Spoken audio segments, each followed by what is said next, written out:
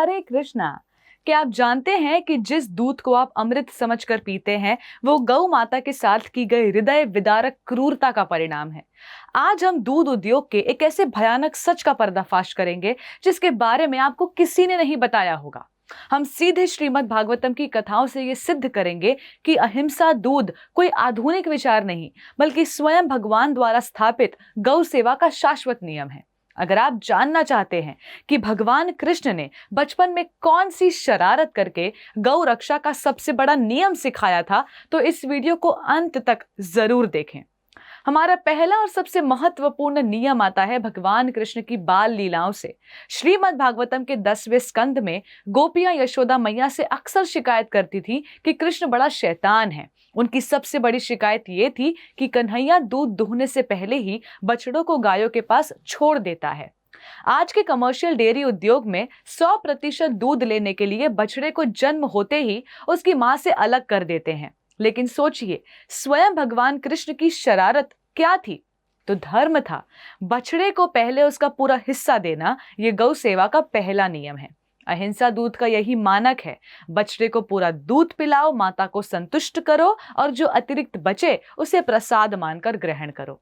दूसरा नियम हमें श्रीमद् भागवतम के 4थे स्कंद में वर्णित महाराज पृथु की कथा से मिलता है। जब पृथु महाराज ने पृथ्वी रूपी गाय से दूध दुहा तो उन्होंने अपनी बेटी स्वयंभू मनु को बछड़े के रूप में सामने रखा। शास्त्र स्पष्ट कहते हैं, पृथ्वी गाय ने अपना अन्न रूपी दूध केवल बछड़े के प्रति स्नेह के कारण दिया था। यह नियम जैविक रूप से एकदम सही है। गौ माता के दिव्य शरीर में अपने बछड़े को देखकर और सूंघकर ही प्राकृतिक रूप से ऑक्सीटोसिन हार्मोन का निर्माण होता है, जिससे दूध उतरता है।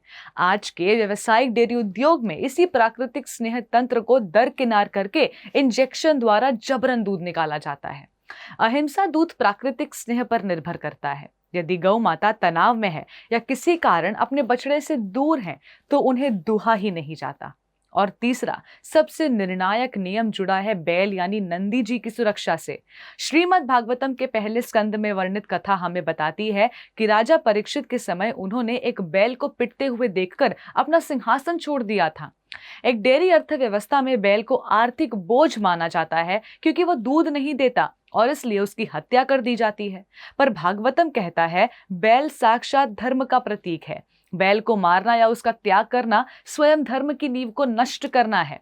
यही कारण है कि अहिंसा दूध हमेशा महंगा होता है। जब आप बाजार से साधारण दूध लेते हैं तो आप बस दूध निकालने का पैसा चुकाते हैं, लेकिन जब आप अहिंसा दूध खरीदते हैं तो आप उस पैसे से गौ माता का पूरा ध्यान रखते हैं। उनका खर्च तब भी उठाते हैं जब वे दूध देना बंद कर देती है, और उनके भाई बैल की देखभाल भी करते हैं जो भले दूध न देता हो पर उसे भी पूरा जीवन जीने का अधिकार है।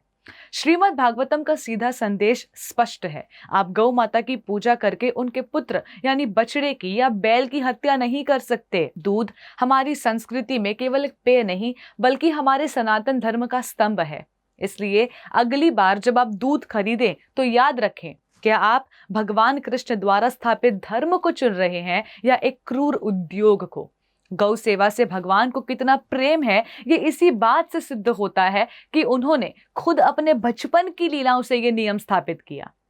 आइए हम सब मिलकर गौ माता को उनका सम्मान लौटाएं और अहिंसा दूध को अपनाने का पूरा प्रयास करें। आइए मिलकर इस बात को आत्मसात करें कि गौ माता की रक्षा करते हुए हम अपने धर्म और अपने अस्तित्व की रक्षा कर रहे हैं। गौ माता को हमारी नहीं, हमें गौ माता की आवश्यकता है।